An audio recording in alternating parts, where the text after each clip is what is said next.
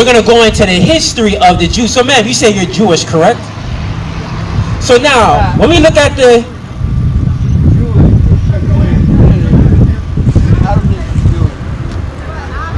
You said... Because reason why she only got married to think because when God married and God put you together, the little man got aside. So did God put this union together? Let's see what the scriptures say. So now we're going to read into the history of our forefathers, Jews. Let's see what they thought about marrying other nations. Let's read that for them. Nehemiah 13:23. This is the book of Nehemiah, chapter 13, verse 23. In those days also saw I Jews that had married wives of Ashdod. So this is Nehemiah. He saw Jews that had married wives of Ashdod. And who is Ashdod? Those are your so-called Africans today. They are the Hamitic people. Read on. Sorry. And Ammon.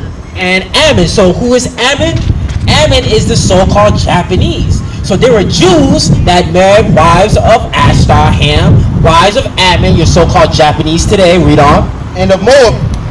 And what? And of Moab. And of Moab, your so-called Chinese. So these are Jews that are in interracial relationship. That's what we call it today. Read on. And their children spake half in the speech of Ashdod. Oh, so what happens when the Jews marry women of the other nation? Because who's the first teacher of the children? The mother. Right. So now we had Jews that married women of the other nations, and now these women of the other nations, the children only spake their mother's tongue. They only spoke so-called what we call Chinese, for example, or Japanese, or Swahili, the languages of the other nations, but they didn't speak the language of their own people. Read on. And could not speak in the Jews' language. And they could not speak in the Jews' language, because what happens over time? They're what? The children become assimilated into their mother's culture. They lose their own nationality, they lose their identity, their language, their customs, and they follow after the customs of their mother, of the other nations. This is why Nehemiah, we're going to read on, he was ticked off when he saw the Jews of the captivity marrying women of the other nations. Read on. But according to the language of each people, and I contended with them and cursed them. So Nehemiah, he contended with the Jews and he cursed them out. We're going to find out why. Read on. And smote certain of them. And he put, hey, you heard that? You heard that? Oh, I'm sorry, I didn't get your name. What's your name, sir? So Mr. Ernest, it said that Nehemiah, he contended with them, he cursed them out, and he had to put hands on something. Hold on, Mr. Ernest, we're going to finish it. What's that? So this is Nehemiah. He was the governor of the Jews. This is when we were coming out of the Babylonian captivity, going into Persia. God gave him he's the governor of the nation. We're reading the prophet right. We're reading the governor right here in the Bible, Ernest. That's right. Read that part again. I got a translation. Sorry.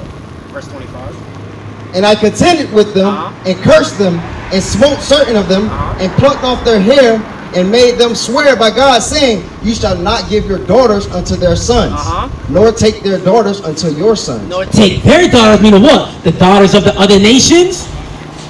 No so-called Chinese women, no Japanese women, no African women, and no Edomite woman, so-called Caucasian woman. You're not supposed, your sons are not supposed to take them as wives. Right. Continue reading. Or for yourselves. Did not Solomon, king of Israel, sin by these things? Whoa, it said Solomon. You know it's King Solomon, right? The king of Israel. Nehemiah said Solomon did what? Sin by these things? Sin by these things. Showing that what? Interracial relationships, just like the officers pointed out to you earlier, that's a sin. Eddie Joshua. We got that. Read that part again. Did not Solomon, king of Israel, sin by these things? So, Mr. Ernest, what we're showing you, Mr. Ernest, Joshua, take it. Mr. Ernest, so Mr. Ernest, the Bible is showing you that interracial relationships, that is a sin. When you marry someone, that has to be someone of your own nation, of the 12 tribes of Israel. You can get a so-called African-American woman, a West Indian woman, Haitian, Puerto Rican, all the way down to an Argentinian woman, but you have to get a woman of your own nation. Interracial relationship, Ernest, that's a sin in God's eyes. So what was your question, Mr. Ernest? Say it again. I don't forgot now. So, Mr. Ernest, I have a question for you. What's your nationality according to the Bible? I'm African American. Oh, so what is an African American? What's an African American? Black man. So how you say you're African American, then you say you're a black man. Black is a color in a crayon box. Okay, yeah, what are you? What are you? I'm an Israelite according to the Bible from the tribe of Benjamin. You're an Israelite according to the Bible from the tribe of Judah. That's who you are. You're not a black man. Right. This, Mr. Ernest, the same people who did this to you, they put your ancestors on cargo slave ships. They took your nationality, your identity, your culture, and what did they call you, Mr. Ernest? They called you Negro. Right. Then they called you colored. Then they called you nigger. And then they called you what? African American, Mr. Ernest. That's on their word. So, exactly. So now, who are you? You're an Israelite according to the Bible. That's right. You're the greatest kid to ever walk the face of the earth, Mr. Ernest, and as the Israelites, you cannot marry women of the other nations. That's what our ancestors did, Mr. Ernest. So now, Deuteronomy chapter 28, verse 15. This is the book of Deuteronomy, chapter 28, verse 15. But it shall come to pass, if thou wilt not hearken unto the voice of the Lord thy God. So, Mr. Ernest, this is Moses speaking to our ancestors. He was warning us if we do not hearken unto God's voice. And where do we find God's voice, Mr. Ernest? In the Bible. Read on. To observe to do all his commandments and his statutes which I command thee this day, that all these curses shall come upon thee and overtake thee. And also, I'll move that under here. So it said, Mr. Ernest, it said God's curses. Read that last part again. All these curses shall come upon thee and overtake thee. So, Mr. Ernest, the reason why we went through slavery, the reason why we had whips across our back, the reason why we're put on conversation is because we broke God's commandments. And the commandments that we broke, Mr. Ernest, one of the commandments that many of our ancestors broke was interracial relationships, Mr. Ernest. You cannot marry women in other nations. I'm going to show you this curse that we went through. Verse 68. This is the book of Deuteronomy, chapter 28, verse 68. And the Lord shall bring thee into Egypt again with ships. So, Mr. Ernest, it says the Lord is going to bring us into Egypt again with ships.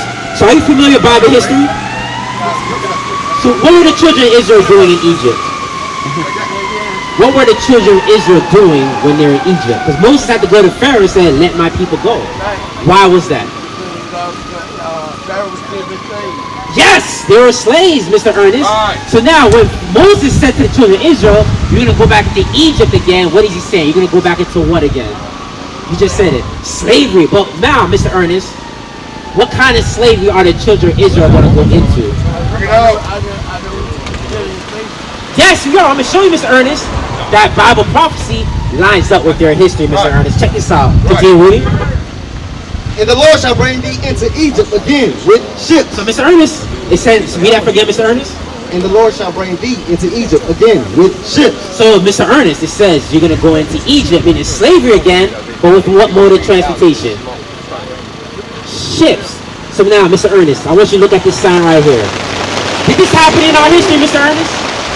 When we put on cargo slave ships, were we taken from the west coast of Africa and brought to America? So now, Bible prophecy is lining up with what, Mr. Ernest? Bible prophecy is lining up with what? It's lining up with what? Your history. So, Mr. Ernest, we're showing you that you're not an African American. You're an Israelite according to the Bible. Right. Who you are, Mr. Ernest. Read that last part again. And the Lord shall bring thee into Egypt again with ships. Let me get Jonah. Let's get Jonah up here. Get Jonah. Read that last part again. With ships. By the way whereof I speak unto thee. Thou shalt. So Mr. It's gonna be another dime. So Mr. Got you working on the Sabbath. Mr. Ernest, what's your nationality according to the Bible? What did the Bible say who you are? I want you to look at the sign right here, Mr. Ernest. What did the Bible? You're from the tribe of Judah. Mr. Ernest, you're not a black man. Right. You're an Israelite according to the Bible. I know you're an elder man, so I know you've seen a lot of things growing up in your whole lifetime. Mr. Ernest, the reason why we're in the condition that we're in, we're gunned down the streets, last time first fire, poverty, slavery, police brutality, black on black crime, Mr. Ernest. because we broke God's commandments. That's right. When we show you, Mr. Ernest, we have to come back to our nationality, our heritage, which is God's law, Mr. Ernest. That's right. So, Mr. Ernest, you know what you got to do? You have to leave that woman, Mr. Ernest. That's right. That's right.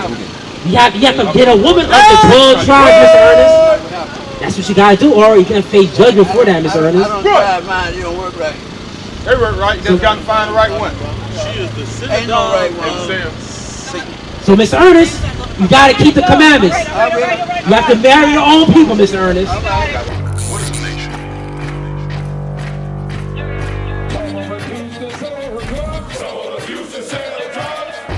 Nation is men leading by example.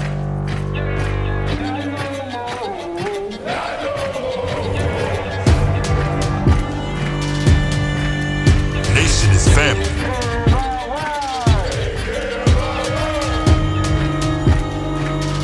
Nation is community. Nation is children with role models.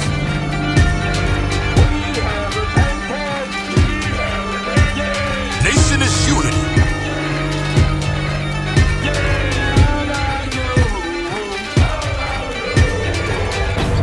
Nation is you. And finally, my brethren, be strong in the Lord. His word